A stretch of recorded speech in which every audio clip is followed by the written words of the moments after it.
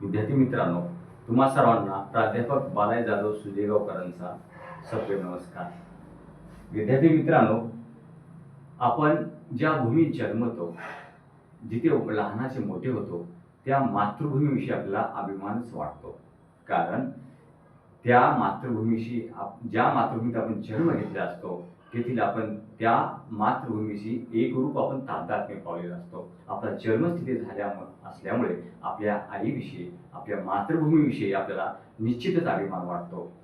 पहा, ज्यावेळेस इंग्रजांचं, ब्रिटिशांचं आपल्या भारतावर राज्य होतं, ब्रिटिश घनघोर अन्याय अत्याचार करत होते, अशा या कालखंडामध्ये जेव्हा ब्रिटिशांना संपूर्ण भारत देशामध्ये तीव्र विरोध होत होता, त्यापैकी हुतात्मा भगतसिंह, सुखदेव, राजगुरू या क्रांतिकारकांनी तीव्र विरोध केला आणि खऱ्या अर्थानं आपल्या भारत मातेचं रक्षण करण्यासाठी त्यांनी ब्रिटिश अधिकाऱ्यांना गोळ्या घातल्या.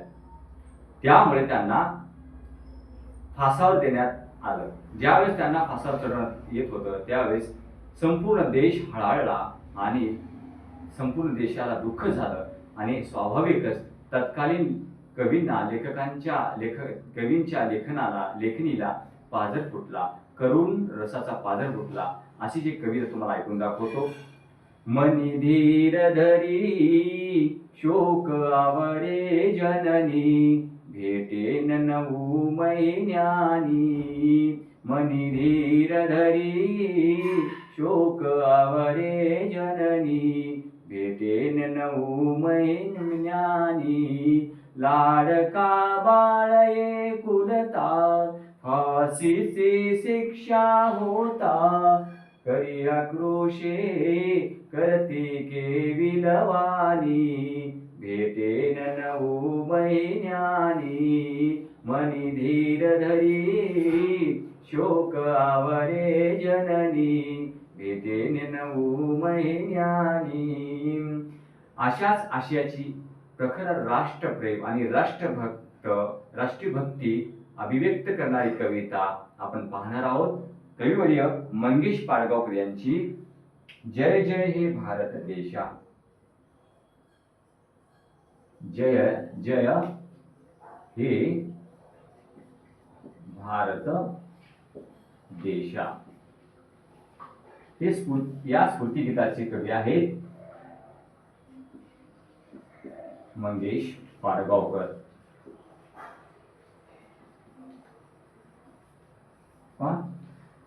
पाडगावकरांचं मराठी साहित्यामध्ये अनमोल योगदान आहे, प्रचंड योगदान आहे. मंगेश पाडगावकर हे व्यक्तिमत्व मराठी सारस्वताला लाभले अनन्यसाधारण व्यक्तिमत्व म्हणावं लागेल आणि महत्वाचं व्यक्ती म्हणावं लागेल. त्यांच्या प्रचंड आणि विपुल लेखनाने मराठी वाङ्मयाला एक साथ चढवण्याचं काम केलंय. पाहूया त्यांचा परिचय. प्रतित कवी, व्रतबद्ध रचना, शब्दप्रभुत्व, गेयता ही त्यांच्या काव्याची वैशिष्ट्ये. त्यांचे धारानृत्य, जिप्सी, त्याचबरोबर उत्सव, विदूषक, सलाम, गझल, भटके पक्षी हे कविता संग्रह. संत मीराबाई, संत कबीर आणि संत तुलसीदास यांच्या काव्याचा भावानुवाद. बोरकरांची कविता व संहिता ही महत्वपूर्ण संपादने होत. निंबोणीच्या झाडामागे ही हा ललित निबंध संग्रह, भोलानाथ, बबलगड, चांदोमामा हे बालगीत संग्रह इत्यादी लेखन प्रसिद्ध आहे. एकंदरीत कविवर्य मंगेश पाडगावकरांचं साहित्य, विपुल प्रचंड प्रमाणातलं साहित्य मराठी वाङ्मयाला नवीन संजीवनी देण्याचं कार्य केलं आहे. पाहूया प्रस्तुत गीतातून त्यांची प्रखर राष्ट्रभक्ती, प्रखर राष्ट्रप्रेम आणि राष्ट्रीय एकात्मता ही प्रतीत झालेली आहे. पहिल्यांदा आपण कविता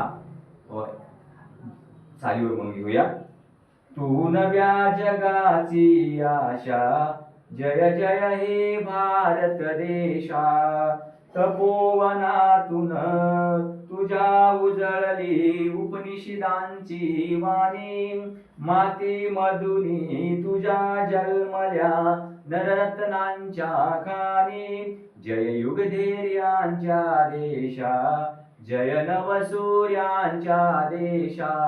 तू नव्या जगाची आशा, जय जय हे भारत देशा. कविवर्य मंगेश पाडगावकर कवितेच्या पहिल्या चरणामध्ये असं सांगतात की आपला भारत देश सुजलाम सुफलाम झालेला आहे. प्रत्येक क्षेत्रामध्ये तो पूर्णपणे सक्षम झालेला आहे. आणि एवढंच नाही, औद्योगिक क्षेत्र असेल, संशोधन क्षेत्र असेल, आर्थिक क्षेत्र असेल, शैक्षणिक क्षेत्र असेल, या सर्व क्षेत्रामध्ये प्रचंड अशी भरारी घेतल्यामुळं हा भारत देश संपूर्ण जगाला एक प्रेरणादायी ठरलेला आहे. ते म्हणतात की तू एक नव्या जगाची आशा बनून राहिल्यास अशा या भारत देशा तुझा जय जयकार असो, जय जयकार असो.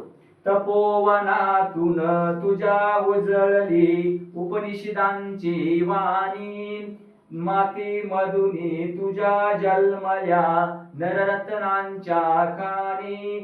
कविवर्य मंगेश पाडगावकर असं म्हणतात, तपोवनातून तुझ्या उजळली उपनिषदांची वाणी. आता तपोवन असा शब्द आलेला आहे. विद्यार्थी मित्रांनो, तपोवन म्हणजे काय पहा. तपोवन असे एक ठिकाण जिथे तपस्वी साधना करतात. तपोवन असे एक ठिकाण असे जिथे तपस्वी साधना करतात. याच मातृभूमीमध्ये अनेक तपस्वी लोक जन्माला आले. व्यास मुनी आहेत, ऋषी मुनी आहेत, अनेक दिग्गज पंडित याच भारतभूमीत जन्माला आले.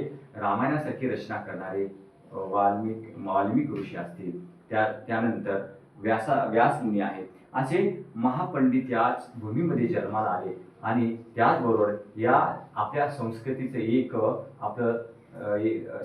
एक सौंदर्य आपल्याला सांगता येईल ते म्हणजे चार वेद. भारतीय संस्कृतीमध्ये वेदांना अग्रगण्य स्थान दिलेलं आहे. पहा, योगवेद, यजुर्वेद, सामवेद आणि अथर्ववेद. आणि या वेदांना जोडून येणारा वेदांतपर भाग म्हणजे उपनिषदे होय.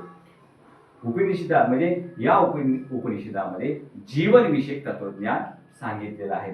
म्हणून संपूर्ण तपस्वी आपल्या आयुष्याच्या शेवटच्या श्वासापर्यंत तपाची साधना करून जीवनविषयक तत्वज्ञान ज्या ग्रंथामध्ये मांडून त्या जीवनविषयक तत्वज्ञानाच्या ग्रंथांची परंपरा एका पिढीकडून पुढच्या पिढीकडे समर्थित करण्याचं काम केलेलं आहे. म्हणून कविवर्य मंगेश पाडगावकर असं म्हणतात की अशा तपस्वी युग पुरुष लाभलेल्या देशा तुझा मला अभिमान आहे, तुझा जय जयकार असतो. माती मधुनी तुझ्या जन्मल्या नररत्नांच्या खाणी, जय युगधैर्याच्या देशा, जय नवसूर्याच्या देशा. याच मातृभूमीमध्ये छत्रपती शिवाजी महाराज, डॉक्टर बाबासाहेब आंबेडकर, महात्मा फुले, महात्मा गांधी अशी थोर रत्न जन्माला आले. आणि स्वाभाविकच कविवर्य मंगेश पाडगावकर म्हणतात की अशा या देशा तुझा जय जयकार असो, जय जयकार असो. पुढे म्हणत पहा, बळा पुढे वाच छळा पुढे नचईते वाकड्या माना, अन्यायाला भरे का परे बघून शूर अभिमाना.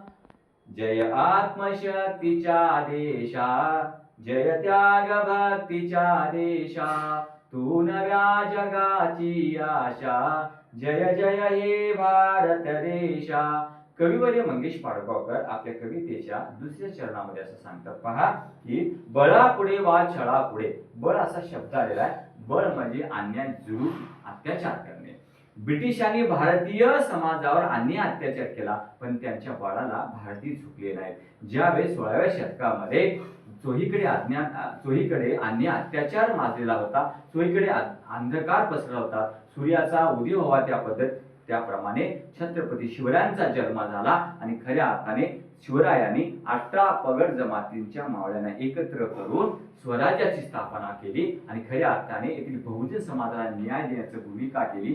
त्यात एकीकडे आदिलशहा, मुघल, डच, इंग्रज या सर्व शत्रूंना त्यांनी एकदाच तोंड दिलं आणि खऱ्या अर्थाने आपल्या स्वतःच्या राष्ट्राची निर्मिती केली, स्वतःच्या भूमीचं संरक्षण केलं, स्वराज्याचं रक्षण केलं आणि खऱ्या अर्थानं स्वराज्याची स्थापना करून स्वातंत्र्य, समता, बंधुत्व ही मूल्य खऱ्या अर्थाने समाजाच्या तळागाळापर्यंत पोहोचली. म्हणून कविवर्य मंगेश पाडगावकर म्हणतात, बळा पुढे वा छळा पुढे नचईते वाकड्या माना, अन्यायाला भरे का परे बघून शूर अभिमाना, जय आत्मशक्तीच्या देशा, जय त्याग भक्तीच्या देशा, तू नव्या जगाची आशा, जय जय हे भारत देशा.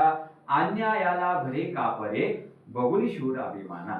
ज्यावेळेस पुरंदरच्या किल्ल्यावर दिलेर खानासारखे सरदार हजारो सैनिकासह शत्रूच्या सैनिकासह हल्ला करतात, त्यावेळेस सुमारे 1200 मावळ्यांना घेऊन त्याचा प्रतिकार करणारे मुरारबाजी बलाढ्य योद्धे होते आणि त्यांच्या बळापुढे आणि त्यांच्या छळापुढे कधीच झुकले नाही. एवढंच नाही, बलाढ्य असं शौर्य पाहून दिलेर खान मुरारबाजींना आव्हान करतात, ही मुरारबाजी, आजपर्यंत तुझ्यासारखा शूर बलाढ्य योद्धा मी पाहिलं नाही.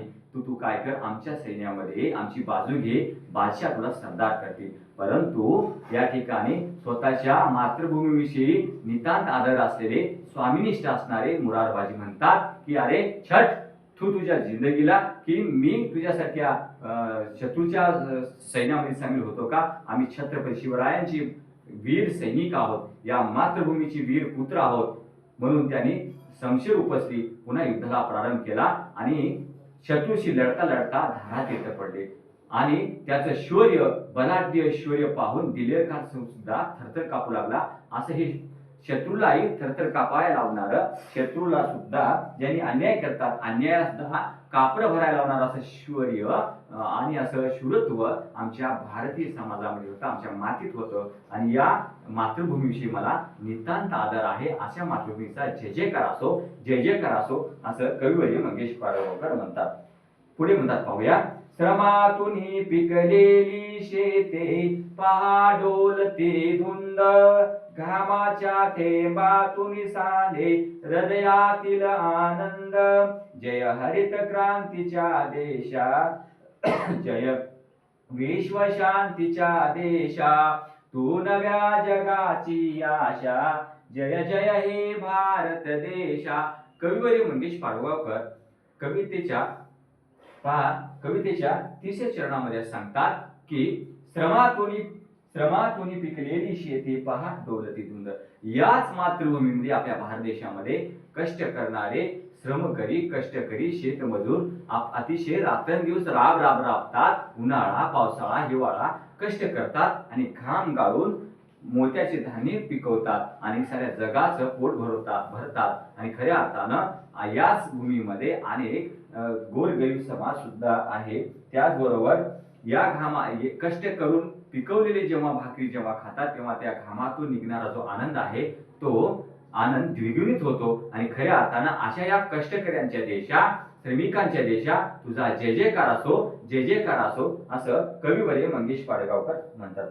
पहा झोपड्या कंगालांच्या थरारल्या भवताली, अंधाराला जाळीत उठल्या लाख लाख मशाली, अंधाराला जाळीत उठल्या झळकत लाख मशाली, जय लोकशक्तीच्या देशा, जय दलित मुक्तीच्या देशा, तू नव्या जगाची आशा, जय जय हे भारत देशा. कविवर्य मंगेश पाडगावकर कवितेच्या शेवटच्या चरणामध्ये म्हणतात, पहा झोपड्या कंगालांच्या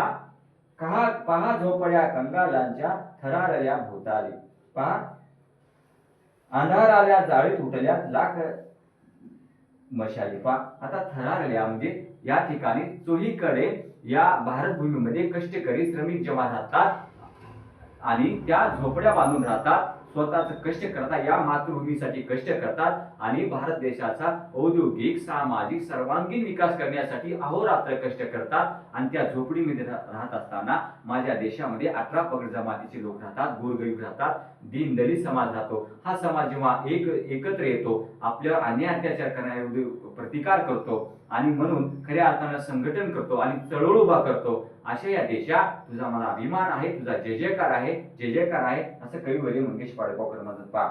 पहा झोपड्या कंगालांच्या थरारल्या भवताली, अंधाराला जाळीत उठल्या झळकत लाख मशाले, जय लोकशक्तीच्या देशा, जय दलित मुक्तीच्या देशा, तू नव्या जगाची आशा, जय जय हे भारत देशा. अशा पद्धतीनं हे राष्ट्रप्रेम, राष्ट्रभक्ती आणि प्रखर राष्ट्रनिष्ठा व्यक्त करणारी कविता आपण अभ्यासलेली आहे. पुन्हा भेटूया. तोपर्यंत बालाजी जाधवचा सप्रेम नमस्कार. धन्यवाद.